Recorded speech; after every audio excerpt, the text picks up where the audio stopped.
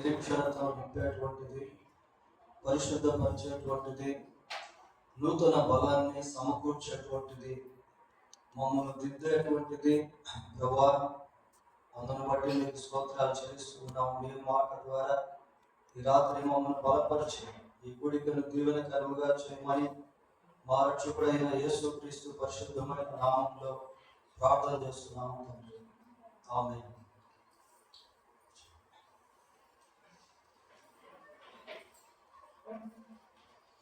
రాత్రి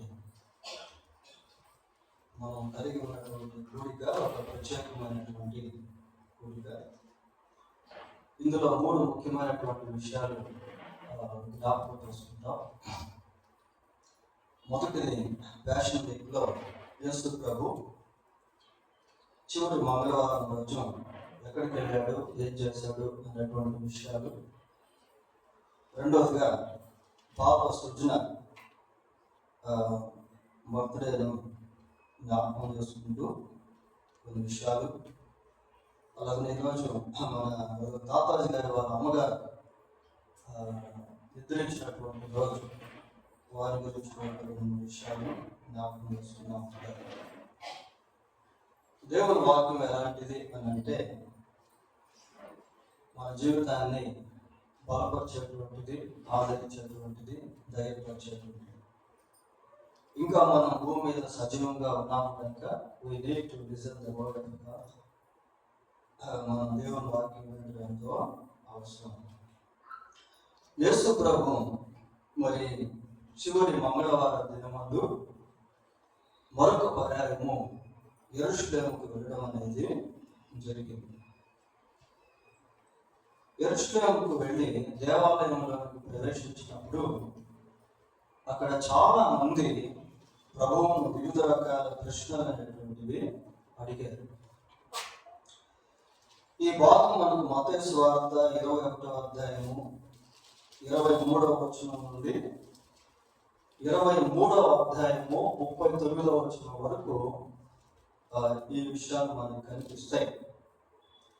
ఈ మత్తయి సువార్త 21వ అధ్యాయం 23వ వచనం నుండి 23వ అధ్యాయం 39వ వచనం వరకు గమనించినప్పుడు అనేక మంది వివిధ రకాల ప్రశ్నలు వర్షాన్ని ప్రభు పైన కురిపించారు. ప్రభు చాలా ఘాటుగా, ధీటుగా వారికి ప్రత్యుత్తరం ఇచ్చినట్టుగా ఆ వచనాలను మనం చూస్తాం. ఒక ప్రశ్నను జ్ఞాపకం చేస్తున్నాం. 21వ అధ్యాయము 23వ వచనం ఒకసారి చదవండి.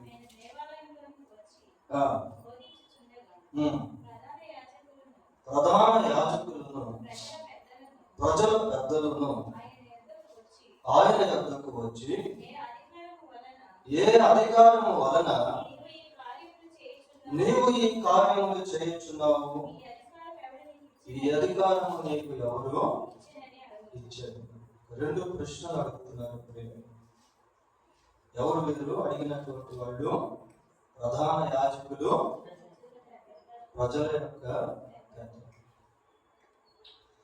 ఏ అధికారంతో ఈ కార్యాలను చేస్తా ఉన్నావు? ఈ అధికారం నీకు ఎవరు ఇచ్చారు? So the authority of Jesus is questioned. ప్రభు యొక్క అధికారము ఇక్కడ ప్రశ్నించబడుతా. 4 సువార్తల్లో యేసు ప్రభు యొక్క అధికారంతో కూడినటువంటి కార్యాలు మనకు కనిపిస్తాయి.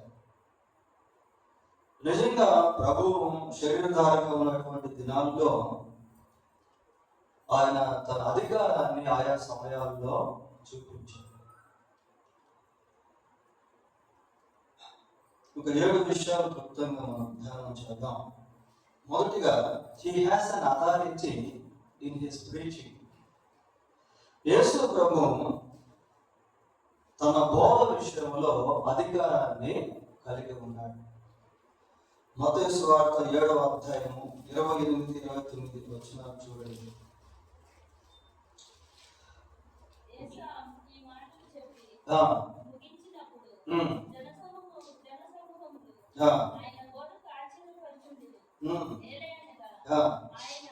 ఆయన వారి శాస్త్రుల వలె కాక అధికారం గల వాని వలె వారికి బోధించను.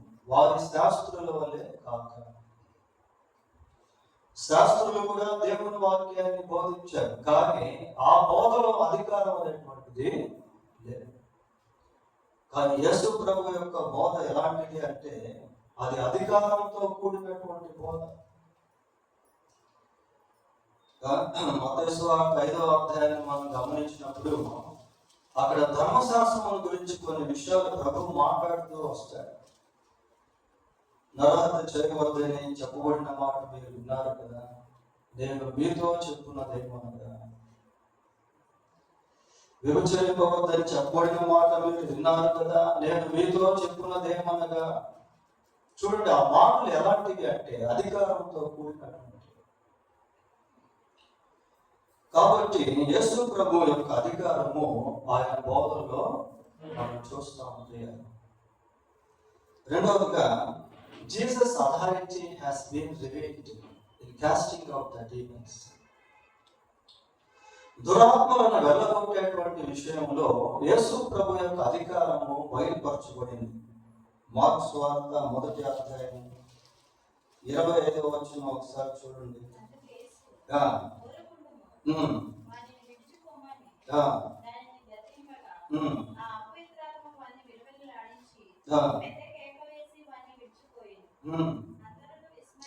అందరూ విస్మయం ఉంది.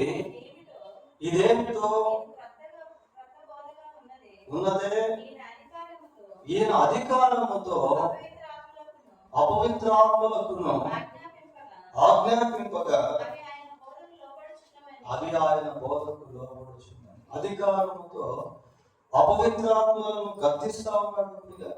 So Jesus has the authority over the demons. యేసు ప్రభు దురాత్మల పైన అధికారం కలిగినటువంటి వాడు. ప్రధాన యాజకులు, ప్రజల పెద్దలు వచ్చి అడిగారు, ఏ అధికారము చేత ఈ కార్యములు నీవు చేస్తా ఉన్నావు? ఆయన తన అధికారమును ఉపయోగించి చేసినటువంటి కార్యములు బైబిల్లో చాలా ఉన్నాయి. కొన్నే మనం చూస్తాం. మూడవదిగా, Jesus has an authority over the nature. ప్రకృతి పైన యేసు ప్రభు అధికారాన్ని కలిగి ఉన్నాడు. నిన్నటి దినమున మరి యేసు ప్రభు ఒక 3 సోమవారం రోజు ప్రభు ఎక్కడికి వెళ్ళాడు, ఏం చేశాడు అన్న దాని గురించి ఒక 3 విషయాలు మనం చూడగలిగాం. మొదటిది, ద కర్సింగ్ ఫిగ్ ట్రీ, అంజూరపు చెట్టును శపించుట. 2, క్లెన్సింగ్ ద టెంపుల్, దేవాలయాన్ని శుద్ధీకరించుట. 3, హీలింగ్ ద సిక్, వ్యాధిగ్రస్తులను స్వస్థపరచుట. ఈ అంజూరపు చెట్టును ప్రభు శపించినప్పుడు ఆ చెట్టు వేళ్లతో సహా ఎండిపోయింది. వేళ్లతో సహా ఎండిపోయింది. దీన్ని మనం మార్కు సువార్త 11వ అధ్యాయం 14వ వచనంలో ప్రభు అంజూరపు చెట్టును ఏ విధంగా గడ్డి శపించాడనేది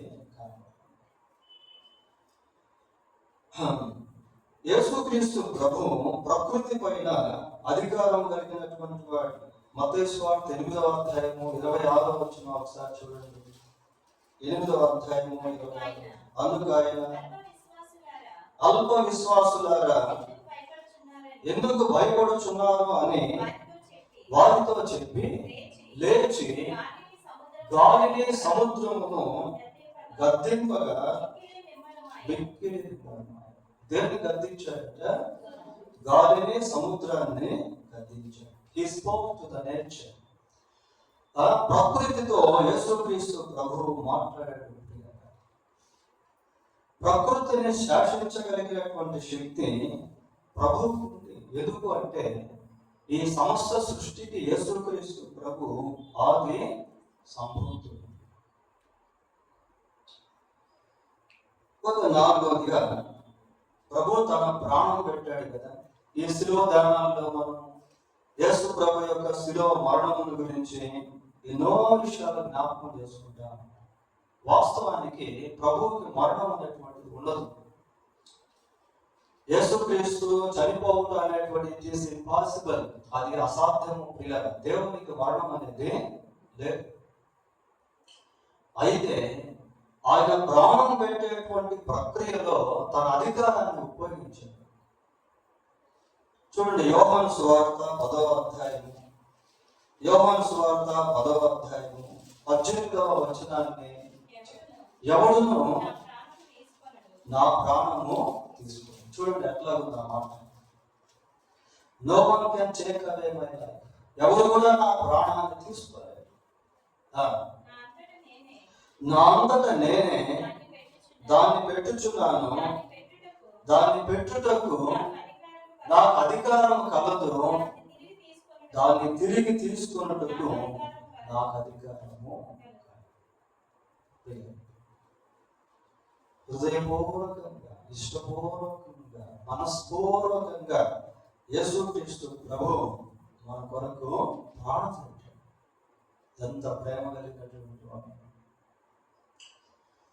ఆయన ఆ రీతిగా సిలువలో చనిపోకపోతే మనకు క్షమాపణ అనేది లేదు, మనకు విమోచనం అనేది ఉండేది కాదు, మనం దేవుని యొక్క రాజ్యంలోనికి ప్రవేశించేవారు కాదు, దేవునితో సన్నిహిత సంబంధాలను మనం కలిగి ఉండలేము. కనుక ప్రభువు తన ప్రాణం పెట్టేటువంటి అధికారాన్ని ఎన్నైనా ఇప్పటికి 45. Jesus has an authority to forgive the sin. పాపమును క్షమించే అధికారము యేసు ప్రభువుకి కలదు. మార్కు సువార్త 2వ అధ్యాయము, మార్కు సువార్త 2వ అధ్యాయము 10వ వచనం చూడండి. అయితే పాపమును క్షమించుటకు భూమి మీద మనుష్య కుమారునికి అధికారము కలదు. చాలా మంచి మాట. పాపమును క్షమించుటకు భూమి మీద మనుష్య కుమారునికి అధికారము. నిజంగా ప్రభు పాపమును క్షమించకపోతే మనం ఎన్నటికీ కూడా క్షమాపణ పొందలేము. అక్కడ ఉన్నటువంటి వాళ్ళు ప్రశ్నలు వేస్తున్నారు, ఇదైతే పాపం క్షమించేదానికి ఎవరు దేవుడు పాపం క్షమించే అధికారం దేవుడికి ఒకటే ఉంటుంది అని అక్కడ ఉన్నటువంటి వాళ్ళు హృదయంలో అనుకుంటా ఉన్నారు, మనసులో అనుకుంటా ఉన్నారు. వాళ్ళ క్యాల్కులేషన్ కరెక్టే ప్రియులారా. ఎందుకంటే పాపమును క్షమించే అధికారం ఒక్క దేవునికి తప్ప ఎవరు కూడా ఉండదు. అంటే యేసు ప్రభు ఇక్కడ దైవ మానవుడిగా కనిపిస్తాడు. మనుషుల పాపం కొరకు ప్రాణం పెట్టినటువంటి రక్షకుడైనటువంటి యేసుక్రీస్తు ప్రభువు అదే మనుషుల పాపములను క్షమించేటువంటి అధికారాన్ని కలిగి. ప్రభు ఒకసారి ఎవరైనా చూసి, అమ్మా నేను నిన్ను క్షమించాను, అయ్యా నేను నిన్ను క్షమించాను అంటే ఇంకా ఎవ్వరు కూడా ఆ వ్యక్తిని అపరాధిగా ఎంచలేరు ప్రియులారా. సైతాను కూడా ఆ వ్యక్తి మీద నేరం మోపేయడానికి లేదు. నో వన్ కెన్ క్వశ్చన్, ఎవరు కూడా ప్రశ్నించడానికి లేదు. ప్రభు ఒక్కసారి ఒక వ్యక్తిని నీ పాపమును క్షమింపబడిందని ఎవరు అన్నాడు ఆ మాట చెప్పండి? నీ పాపమును క్షమింపబడి పాపాత్మురాలైన స్త్రీతో ప్రభు ఆ మాట జగ్గను చూసి అన్నాడు, ఏమన్నా నీతో నిజంగా అబ్రహాం కుమారుడు ఏలైనా నేడు ఇంటికి రక్షణ వచ్చింది. సో కాబట్టి పాపములను క్షమించే అధికారాన్ని యేసు ప్రభు కలిగి ఉన్నారు. అసలు ఈ సందర్భంలో ముఖ్యంగా కాంటెక్స్ట్ ఏంటంటే, దానికి ముందు అంటే సోమవారం రోజు ప్రభు దేవాలయానికి వెళ్ళి ఆ దేవాలయంలో రోకలు అమ్ముతా ఉన్నటువంటి వాళ్ళని, గువ్వలు అమ్ముతున్నటువంటి వాళ్ళని చూచి ప్రభు చాలా గంభీరమైనటువంటి ప్రదర్శన జరిపించినట్టుగా మేము చూస్తాం. చూడండి, అదే మత్తయి సువార్త 21వ అధ్యాయం 12 వచనాలు చూడండి. మత్తయి సువార్త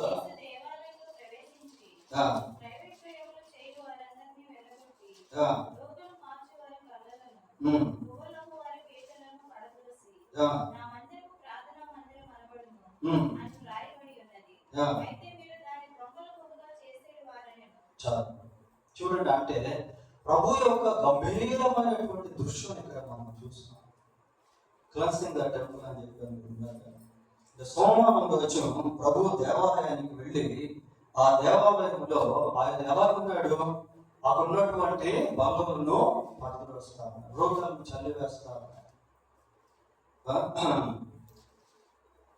నా తండ్రి ఇల్లు ఏమంటున్నాడు, దొంగలు వీళ్ళు చేస్తాను అంటే ఇక్కడ యేసు ప్రభు ఒక దేవుని కుమారుడిగా లేక మెస్సియాగా ఆ దేవాలయంలో తన అధికారాన్ని చూపించాడు. వాళ్ళు నిర్ఘాంతపోయారు, ఆశ్చర్యపోయారు.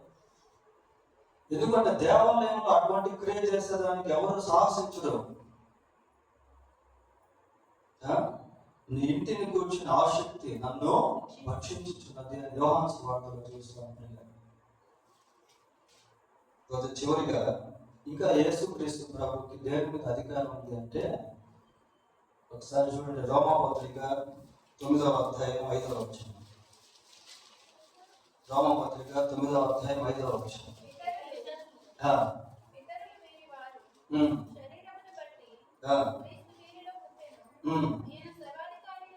ఈయన సర్వాధికారి అయిన దేవుడై ఉండి నిరంతరము స్తోత్రాలుడై దేని మీద అధికారం ఉందట? సర్వాధికారి అంటే అర్థం ఏంటి? సర్వము పైన అధికారం గలవాడు.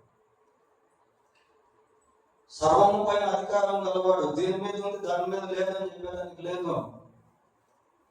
ప్రభు ఒక మాట అంటాడు, ఏమంటాడంటే నేను మొదటి వాడును కడపటి వాడును జీవించేవాడు మృతుడనైతే కానీ ఇదిగో యుగములు సజీవుడనై ఉన్నాను, మరియు మరణము యొక్కయు పాతాళ లోకము యొక్కయు తాళము చోటు నా స్వాధీనములో. ప్రకటన 1:18 దాన్ని మనం చూస్తాం. యేసు ప్రభువు దేని మీద అధికారం కలిగి ఉన్నాడు అంటే ఆయన సర్వముపై అధికారం కలిగినటువంటి వాడు. సర్వముపై అధికారం కలిగినటువంటి వాడు. ఆ సంగతి ప్రధాన యాజకులకు అర్థం కావట్లేదు, ప్రజల పెద్దలకు అర్థం కావట్లేదు ప్రియారు. కాబట్టి వాళ్ళు ఏ ప్రశ్న వేస్తున్నారు, ఏ అధికారము చేత ఈ కార్యములు నీవు చేయించున్నావు? ఈ అధికారం ఎవరు నీకు? కాబట్టి సైలెన్స్ టీచర్స్ యేసు ప్రభు యొక్క అధికారం గురించి కొన్ని విషయాలు మనము జ్ఞాపకం చేసుకుంటాం. రెండవదిగా పాప సృజన బర్త్డే జ్ఞాపకం చేసుకుంటామని చెప్పాను కదా. కొన్ని విషయాలు చూద్దాం. బైబిల్ గ్రంథంలో మనకు న్యాయాధిపతుల గ్రంథం అనేది ఒకటి ఉంటుంది. ఈ న్యాయాధిపతుల గ్రంథంలో ఇశ్రాయేలు చరిత్ర సుమారు 400 సంవత్సరాలు. ఈ న్యాయాధిపతుల గ్రంథంలో సుమారుగా 400 సంవత్సరాల చరిత్రలో న్యాయాధిపతులుగా 12 మంది పిలువబడతారు. ఆ 12 మంది న్యాయాధిపతుల్లో ఒకే ఒక స్త్రీ ఉంటుంది. ఎవరమే?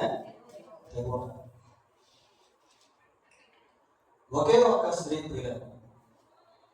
ఈ దెబోరా ఎలాంటిదంటే మట్టిలో మాణిక్యం అంటే, అడవిలో ఆణిముత్యం అంటే దెబోరా.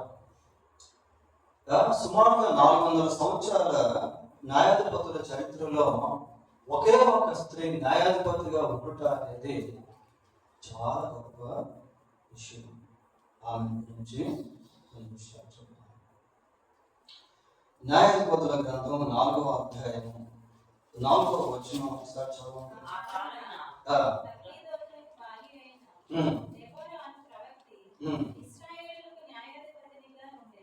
చాలు.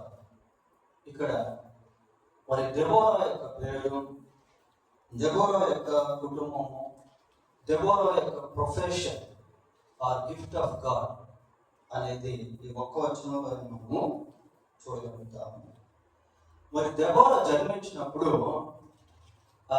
అసలు ఎవరు కూడా ఆమె ఒక న్యాయాధిపతిగా ప్రవక్తగా అవుతుందని అనుకోమన్నారు. అంతే కదా, ఎవరైనా జన్మించినప్పుడు వాళ్ళలో మనం వాళ్ళ భవిష్యత్తును చూడలేము. వాళ్ళు ఎటువంటి వారు అవుతారో మనకు తెలియదు. ఈ దెబోరా జన్మించినప్పుడు ఎవరు కూడా ఆ రీతిగా ఊహించి ఉండరు. ఆమె అంత గొప్ప స్త్రీగా మారుతుందన్న సత్యము ఎవరు కూడా తెలియదు. సరే, ఈమె యొక్క బ్యాక్గ్రౌండ్ మనం ఇక్కడ ఏం చూస్తున్నామంటే లప్పీదోతు భార్య అనే చదువుతా ఉన్నాం. అంటే షీ హ్యాస్ ఎ ఫ్యామిలీ. ఆమెకు ఒక కుటుంబం అనేటువంటిది ఉంది.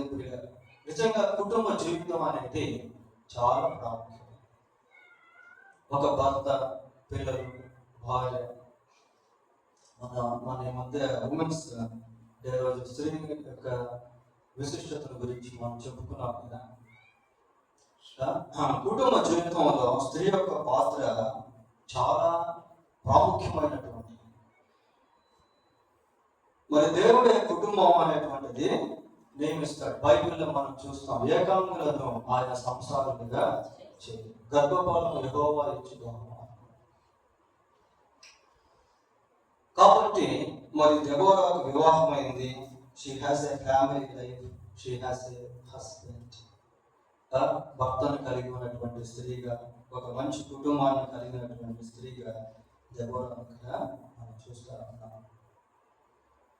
రెండవదిగా దెబోరాను గురించి ఆలోచన చేసినప్పుడు ఒకసారి 5వ వచనం చదవండి.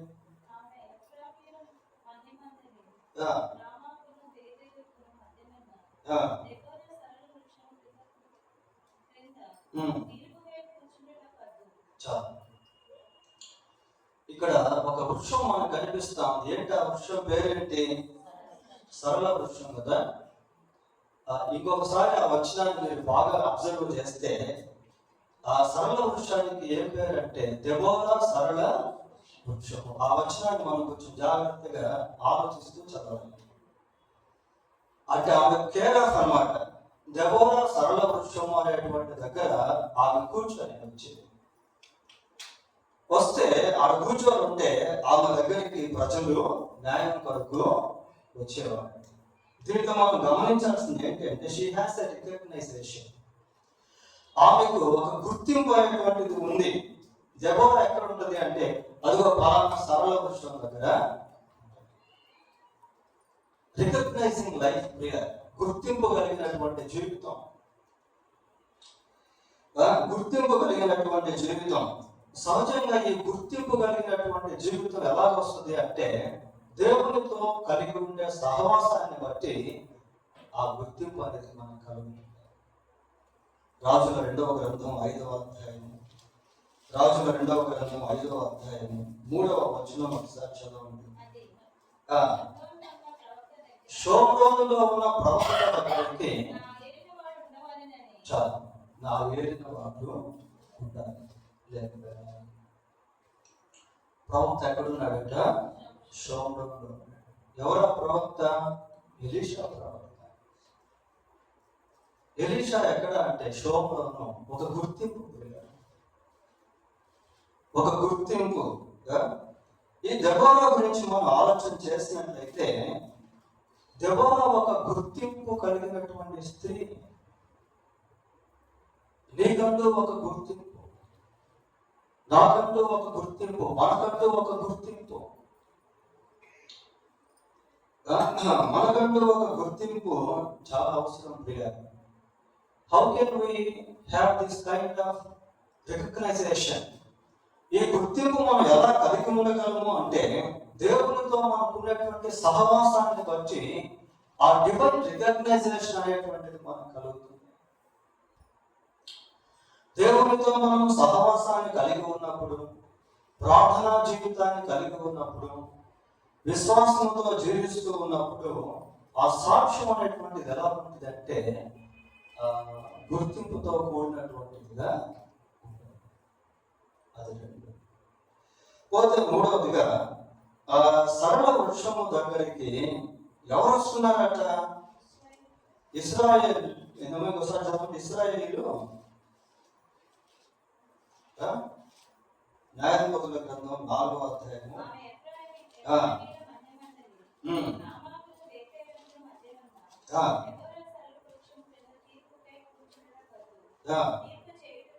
తీర్పు చేయుటకై ఇశ్రాయేలీయులు ఆమె యొద్దకు వచ్చుచుండిరి.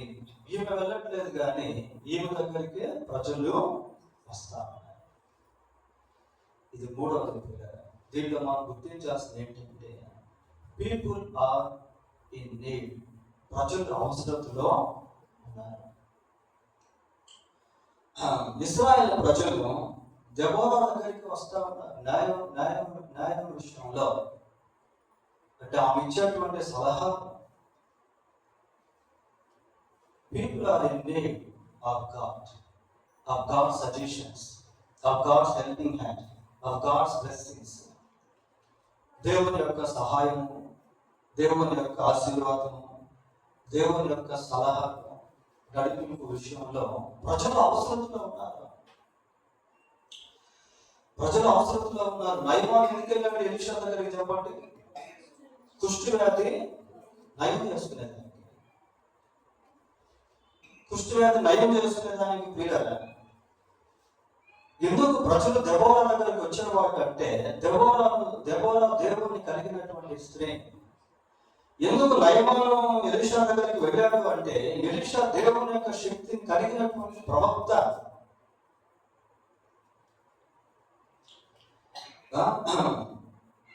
కాబట్టి ప్రజలు నేటి దినాల్లో కూడా అవసరంలో ఉన్నారు. వై గాడ్ హ్యాస్, దేవుడు ఎందుకు మనల్ని ఇంకా సజీవులుగా ఉంచాడు? మన లోకానికి అవసరం తెలియాలి. ఎందుకు అంటే లోకము దేవుని అవసరతలో. తర్వాత నాలుగవదిగా ఈ దెబోరా గురించి మనం ఆలోచన చేసినప్పుడు చూడు 14వ అధ్యాయము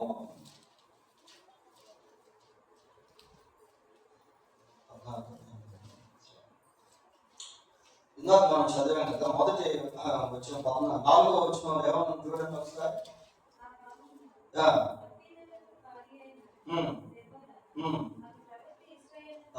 ప్రవక్త్రి అని చదువుతాం.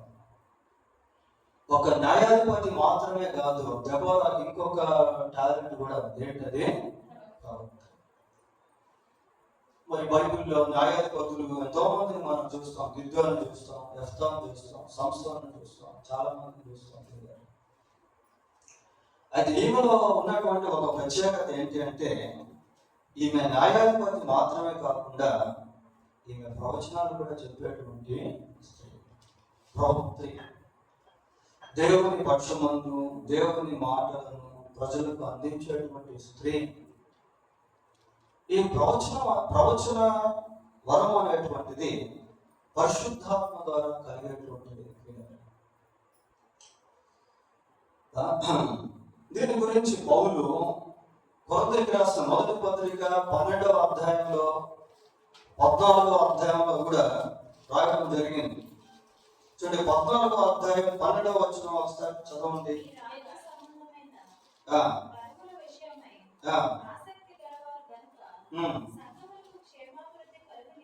ఏదట? సంఘమునకు క్షేమాభివృద్ధి కలుగు నిమిత్తము అవి మీకు విస్తరించినట్లు ప్రయత్నము చేయండి. సంఘమునకు క్షేమాభివృద్ధి, సంఘమునకు క్షేమాభివృద్ధి కలుగు నిమిత్తము ఎడిఫికేషన్, క్షేమాభివృద్ధి సంఘానికి కలగాలి అని పౌలు చెప్తా ఉన్నాడు.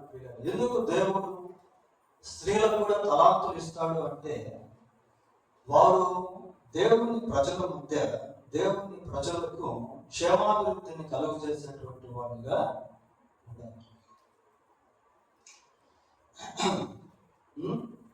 ప్రభు ఒక మాట అన్నాడు. ఏమన్నాడంటే మీరు లోకమునకు వెలుగై ఉన్నారు. దేవుడు ఇచ్చేటువంటి ఈ తలాంతు లేక దీవెన లేక కృపావరము సంఘానికి మాత్రమే కాకుండా సమాజానికి కూడా దీవెనకరంగా ఉన్నాయి. కొరింథీయులకు రాసిన మొదటి పత్రిక 12వ అధ్యాయము 7వ వచనం 12-7. అందరి ప్రయోజనం కొరకు ప్రతి వానికి, అందరి ప్రయోజనం కొరకు. పిల్లల మనము కొన్నిసార్లు స్థాయిలో తక్కువగా ఉండొచ్చు, ఒకవేళ డబ్బు లేకపోవచ్చు, చదువు లేకపోవచ్చు, మనుషుల మధ్య అంత గుర్తింపు లేకపోవచ్చు, చిన్న చిన్న పనులు చేసుకుంటూ ఉండవచ్చు. కానీ దేవుడు ఎక్కడ ఉంచితే అక్కడ మనం గొప్పవాడు. We are great people wherever we are. ఇందాక ఒక మాట చెప్పాను కదా, మట్టిలో మాణిక్యం అని చెప్పాను, అడవిలో ఆణిక్యం అని చెప్పాను. దేవుని పిల్లలు, దేవుని ప్రజలు, వాళ్ళు ఏ పని చేసినా కూడా, ఏ చిన్న పనిలో ఉన్నా కూడా వాళ్ళు బ్లెస్డ్ పీపుల్. ఇందాక చిన్నదాన్ని మనం చూసాం. నయమాను ఇంట్లో చిన్నది ఆ పాప ఏ పని చేసేది? పని పిల్ల, పని మనిషి అంటాం కదా, ఆ పని అన్నమాట. She became a blessing to that home, to that house.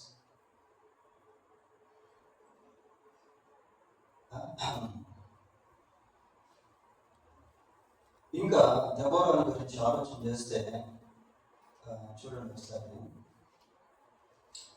న్యాయాధిపతుల గ్రంథం 5వ అధ్యాయము 1వ వచనం. ఆ దినమున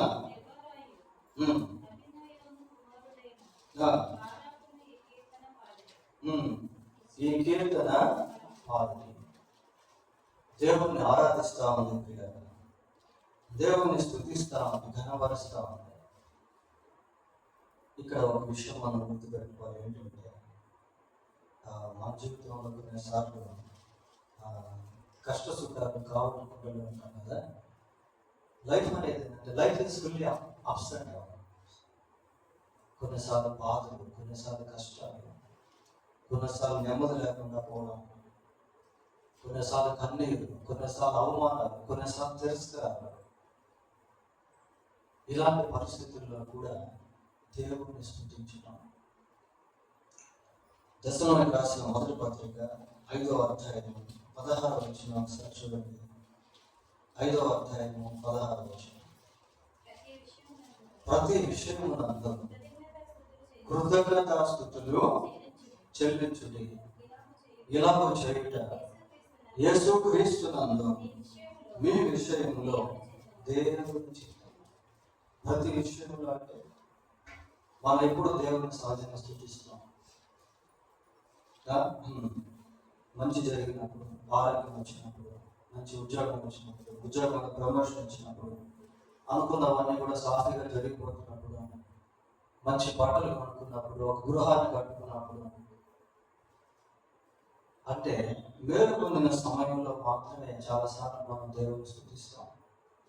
అది ఇక్కడ వాక్యం ఏమని చెప్తా ఉంది? అన్ని విషయంలో, ప్రతి విషయంలో, అది కష్టమైన, శ్రమైన, బాధమైన, మరణమైన, వేదనైన, వాటెవర్ అది ఎటువంటి అనుకూల ప్రతికూల పరిస్థితులు అయినా కూడా దేవుడిని స్తుతించాలి. పోతే 3వ అంశంలో తాతాజీ గారి వాళ్ళ అమ్మగారు మరణం గురించి కూడా ఇందాక జ్ఞాపకం చేశాను. రత్నమ్మ గారి గురించి. ఇక్కడ మరణం అనేటువంటిది ప్రతి మనిషికి సహజం. No one can conquer the death. Even though we live a long life on this earth, మనం ఈ భూమి మీద ఎంతకాలం జీవించిన మరణాన్ని మాత్రము జయించాలి. ఎవరు కూడా జయించాలి. మరణం అనేటువంటిది ఎలాంటిది అంటే death separates people from people.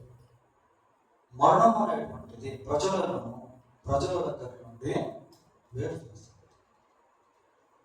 చూడ మనకు సంబంధించినటువంటి వాళ్ళు, మనల్ని బాగా ప్రేమించేటువంటి వాళ్ళు, మనం బాగా ప్రేమించేటువంటి వాళ్ళు మరణిస్తే మన హృదయం ఎంతో బతలేదు,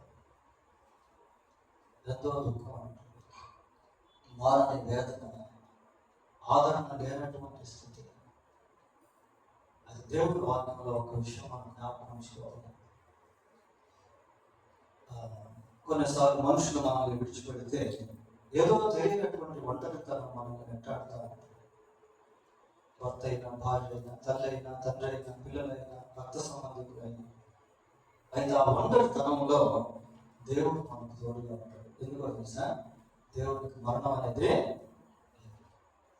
మరణం లేనటువంటి దేవుడు యేసు ప్రభు ఒక మాట ఏమన్నాడంటే, ఇదిగో సదాకాలం నేను మీతో కూడా. మనం ఎప్పుడు విడవనటువంటి వాడు దేవుడు. నేను నిన్ను విడువను ఎన్నడూ కూడా. ఒకరి తల్లి వారిని ఆదరించినట్లు నేను నిన్ను ఆదరిస్తాను. మనకు సంబంధించినటువంటి వారు ఒకవేళ మనకంటే ముందుగా వెళ్ళచ్చు, బట్ వన్ డే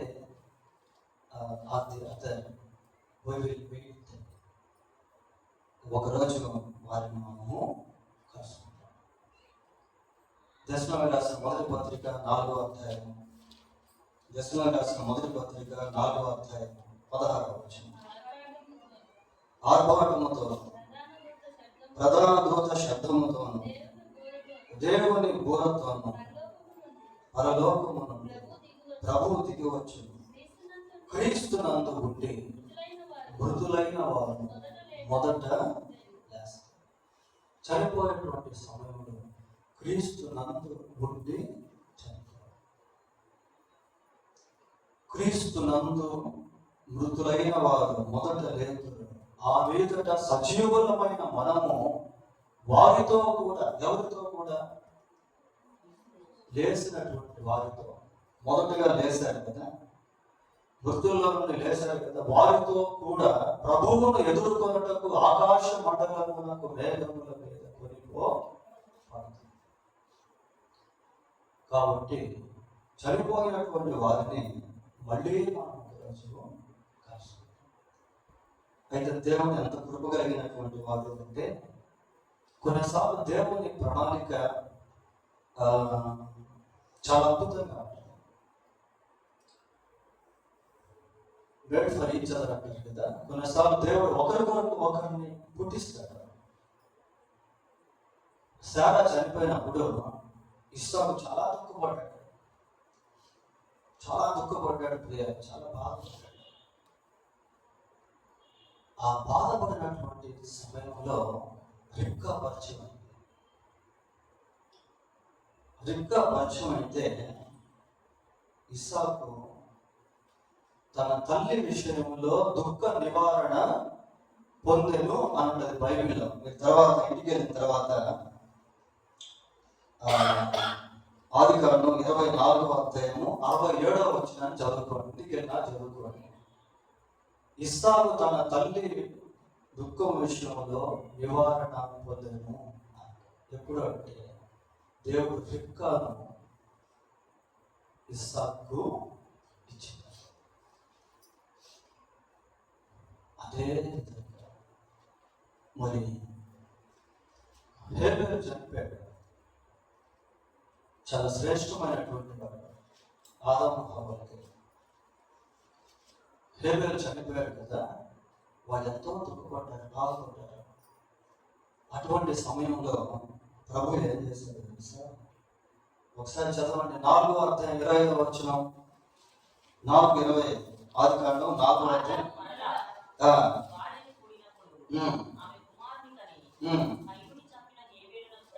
ఏమంటుంది? ప్రతిగా అంటుంది. చూసారా? అది ఇంపార్టెంట్ అన్నమాట.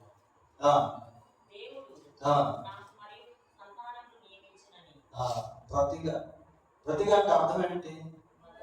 బదులుగా. హేబెలుకు బదులుగా ఇంకో కుమారుడిని ఇచ్చాడు. నేను అనుకుంటా మన ఎస్ఎల్ మరిదాస్ వారి విషయంలో సుష్మా కుమార్తె ఉంటుంది. ఆ కుమార్తెను మీరు బాగా చూసి ఎవరు గుర్తొస్తారు చెప్పండి. నాకైతే ఎవరు గుర్తొస్తారంటే, ఎవరు గుర్తొస్తారు? లేదంటే సృజనాడే గుర్తొస్తుంది నాకైతే. అంటే ఆల్మోస్ట్ సేమ్ అట్టే ఉంటుంది. నిజంగా ఇక్కడ ఈ వచనం నేను చదువుతా ఉంటే నాకు చాలా ఆశ్చర్యం. ప్రతిగా అంటే గాడ్ హ్యాస్ అంటే దేవుడు ఆ గ్యాప్ ని ఫుల్ఫిల్ చేస్తా ఉన్నాడు. ప్రతిగా కుమారుడిని ఇచ్చాడు. ఇక ఇదే సమయంలో మనం గుర్తించుకోవాల్సిన విషయం ఏంటి అంటే, దేవుడు మనం ఎందుకు ఇంకా భూమి మీద ఉంచాడు? God has a specific plan for us. Because of that reason, still we are alive on this earth. దేవుడు ఒక ప్రత్యేకమైనటువంటి ఉద్దేశాన్ని మన మీద కలిగి ఉన్నాడు. మరి తాతాజీ గారు వాళ్ళ అమ్మగారు చనిపోవడం మనకు తెలుసు. చాలా దుఃఖం, చాలా బాధ, వృద్ధాపమే, కానీ తీరని లోటు. ఇందాక మనం చూసాం కదా, ఇస్సాకుకి తల్లి చనిపోతే ఎవరు ఇచ్చారు? భార్యని ఇచ్చారు. ఆల్టర్నేట్ అనమాట. ఇట్లా కుటుంబ జీవితం. అలానే ఇచ్చాడు అనుకోండి. ఇలా కొన్నిసార్లు నిజంగా దేవుడు ఎట్లాగ ఆదరిస్తాడు, ఎట్లాగ బలపరుస్తాడు, ఎట్లాగ ధైర్యపరుస్తాడు. But we have a family. మనకంటూ ఒక కుటుంబం ఉంది. చివరిగా ఒక 4 విషయాల నుంచి ముగిస్తాను. దేవుడు మనల్ని ఇంకా భూమి మీద సజీవంగా ఉంచాడు. కాబట్టి మనం ఏం చేయాలంటే ప్రభు కోసం బ్రతకాలి. కొరింథీయులకు రాసిన 2వ పత్రిక 5వ అధ్యాయము మన 14 వచనం చూసాం కదా. క్రీస్తు మన కొరకు మరణించాడు, మనం ప్రభు కొరకు బ్రతకాలి. ఒకసారి చదవండి ఆ మాట. కొరింథీయులకు రాసిన 2వ పత్రిక 5వ అధ్యాయం 14వ వచనం.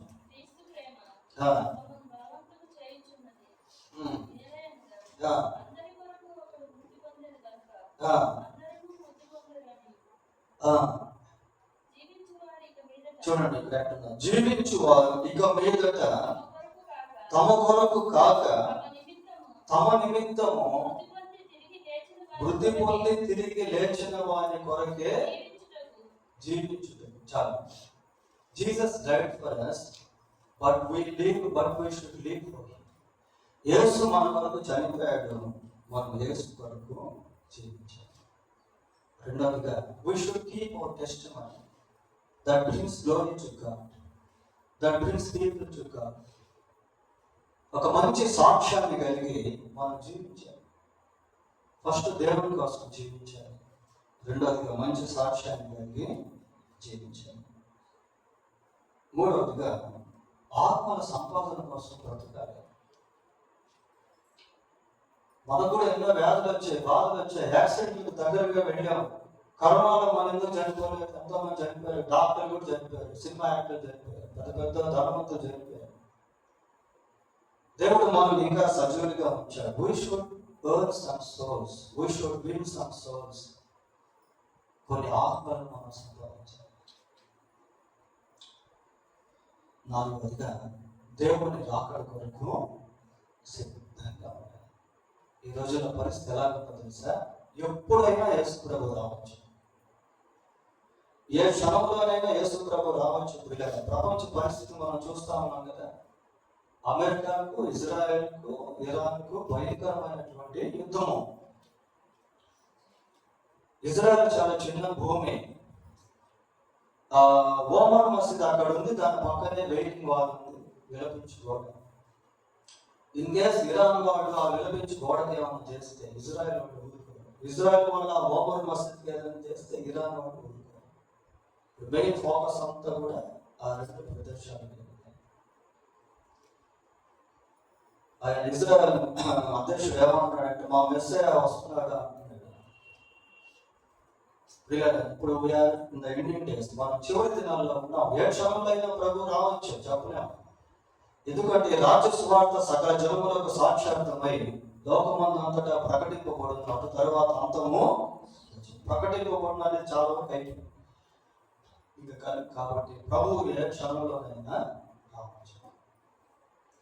కనుక మనం ప్రభువు రాకడ కొరకు సిద్ధపడి దేవుడి తన వాక్యాన్ని దీవించుగాక. ప్రార్థన చేసుకున్నాం. ప్రార్థన. కనికరం లేని మా తండ్రి, పరిశుద్ధుడైన మా దేవా, మీకు వందనాలు, స్తోత్రాలు చెల్లిస్తున్నాం. మీరు సర్వాధికారి అయిన దేవుడపై ఉన్నావు, అందుని బట్టి మీకు స్తోత్రాలు. అటువంటి దేవుడిని కలిగి ఉండే కృప మీరు మాకు ఇచ్చినందుకై మీకు స్తోత్రాలు.